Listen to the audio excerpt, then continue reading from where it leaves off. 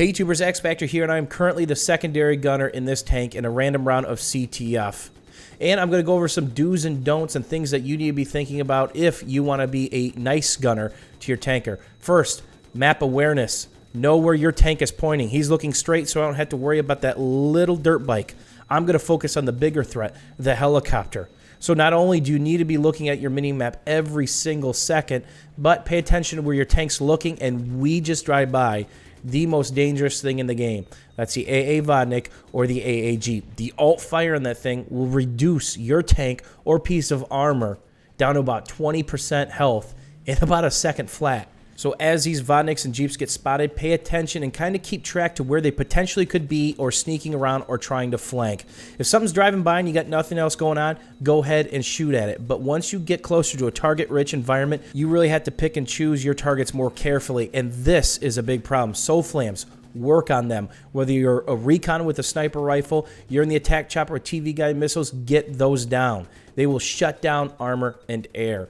And here we go. Let's start a push. Again, it's looking at the mini-map. I'm looking forward because I see that Jeep driving away. Not a threat. And again, we're about to reach an area where there are a ton of bad guys. So now I got to say, is there a C4 guy rushing me? Is there a guy with a javelin? RPG? And here's the nice thing about this gunner. If you put a couple shots in them, they're probably going to back off and move away. You don't have to train your focus on them and kill them. It's just enough to get them to move so that you can make progress. And that's the key. If you become focused on one target, peeking a guy behind a corner and waiting for him to re-peek, you're probably going to get surprised and you're probably going to get C4'd in the back door. And nobody wants that.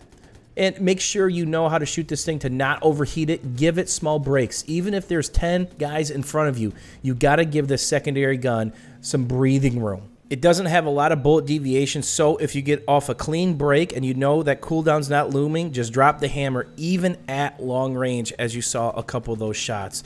And as always, it's your job as a secondary gunner to primary look where the gunner, the main gunner, is not looking. He's looking forward. I'm spamming backwards because, oh, by the way, that's one of those things that can kill your tank in a split second. So it's about having that ultimate map awareness, constantly checking your mini-map, looking around. Your head should literally be doing a 360 every couple seconds if it's quiet.